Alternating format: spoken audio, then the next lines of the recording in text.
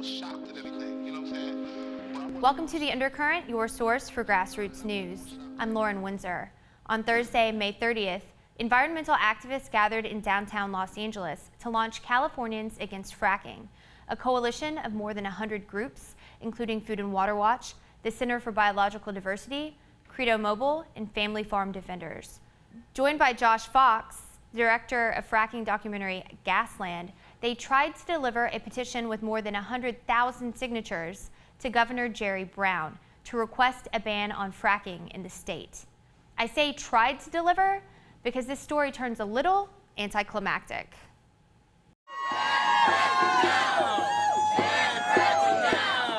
Just 2 years ago, the state flat out denied that fracking was even happening here in California. And just 2 short years later, we stand here, over 100 organizations strong in Californians Against Fracking as we launch, and over 100,000 signatures on petitions to ban fracking to the governor. And what we're here today to say is that Governor Brown, we will not stand by while fracking threatens our air and our water, our climate, our agriculture, our wildlife. We will not stand by while that happens.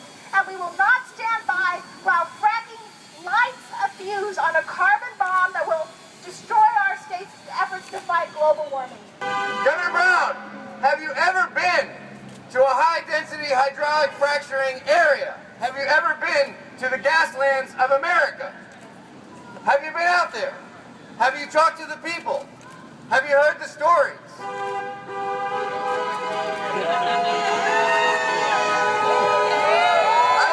I'd like to extend an invitation to you to come with me to Pennsylvania, to Wyoming, to Colorado, to Texas, to hear the stories of the people who have been suffering so long in the face of an exploitation of multinational oil companies that would come in, destroy their environment, destroy their water, destroy their air, destroy their health, and leave them with a mess to clean up for their profits. Yeah. Toxic trespass. I'd like to tell you the story of a woman I met in Arkansas.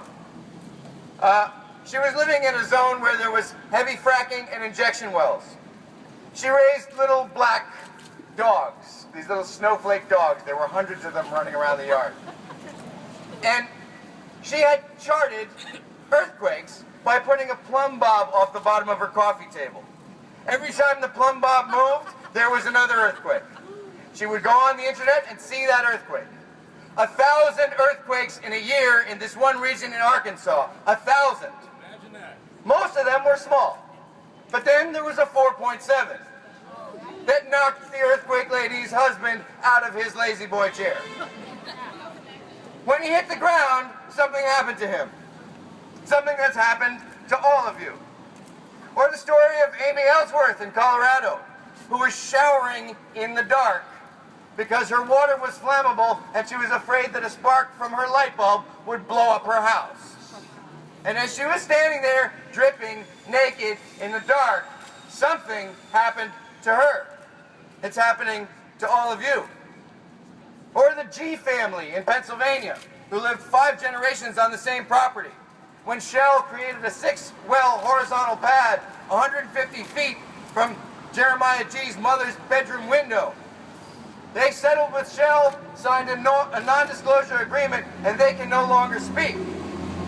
And as they were locking the door and walking out on their property of 4 generations, something happened to them. And I can tell you a story about a governor from the state of New York who thought that maybe fracking would happen all across the state, and how hundreds of thousands of people chimed in and signed petitions and protested and stopped that governor from what was called an inevitability. Governor Andrew Cuomo. Now, Governor Brown, what's your story going to be? Are you going to be the governor that turned your back on democracy?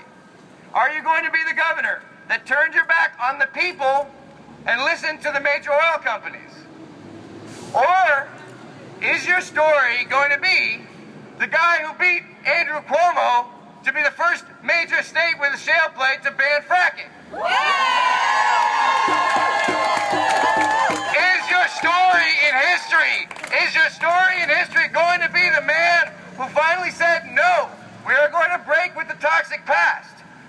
go down in history as the person who stood up for these people right here. 100,000 signatures going to your office today with the smallest and loudest and youngest fractivist in the crowd. Yeah. And I'd like to ask her to come up and say one line or two lines, whatever you feel like. Siena, Lorraine, thank you so much. Here you go, speak loud. Thank you. I'm very honored to be up here right now. Well, I'd like to say what one of the oil companies, PXP, has done. In a recent conference, they said that they only mentioned carrageenan as one of the chemicals they used in fracking. Well, you know, this chemical is used in many commercial ice creams, but it's also known as a cancer causer. And they forgot to mention many other toxic chemicals, such as toluene and benzene. And if Governor Brown, yes, I'm talking to you. If you ban fracking, then those chemicals wouldn't be put in our water and food and soil and air. But if you don't, and if you're not known as the governor who goes down in history to be known as one of the first governors to ban fracking, then I'm afraid that your children and grandchildren in future relations will die from cancer. They're going to let us go in, but they're asking that you guys step to the side. Ladies and gentlemen, this is the face of budget cuts. They're just camping nobody home when it comes to this issue. It's shocking to me that we're here and there's nobody in the office at all. No one we can drop off the people's voice. On fracking, there can't be nobody home. There's got to be somebody really looking at this, because once you understand it, you understand exactly what Siena's doing here, exactly why she and I and everybody downstairs and all these 100,000 people want to ban fracking.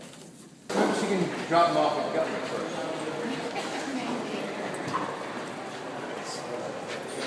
Yes. This is Department of Justice. That's what we need.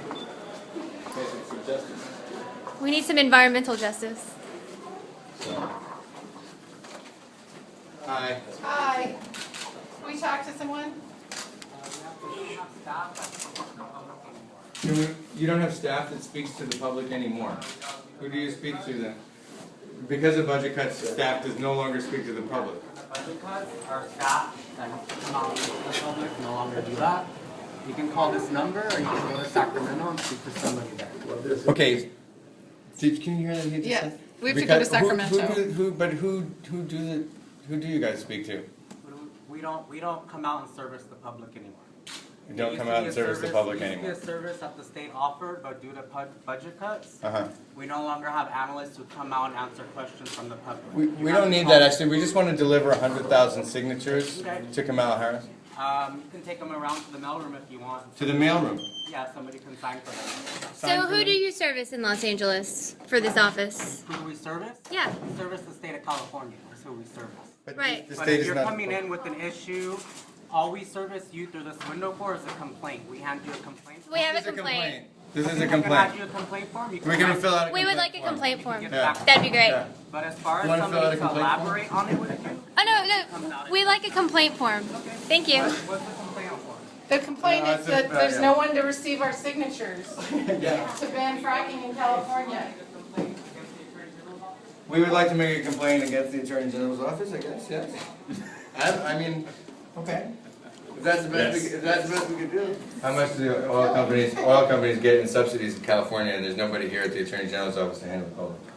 More shocked than anything, you know what I'm saying? Bottom line, frack is whack, kids. Hydraulic fracturing employs chemicals that are known carcinogens in order to break up rock formations and get out that precious oil and gas. Over 1,000 cases of groundwater contamination near drill sites have been documented. Fracking poses major risks to public health and groundwater. It is the duty of the federal government to protect the people and not the petroleum industry. I'm Lauren Windsor. Thanks for watching. Get pulled in to the undercurrent. The truth pulled over my eyes with the evil forces that compromise my state of mind. Have I been hypnotized to believe in lies with the monologue, questioning God like Habakkuk, cause the odds keep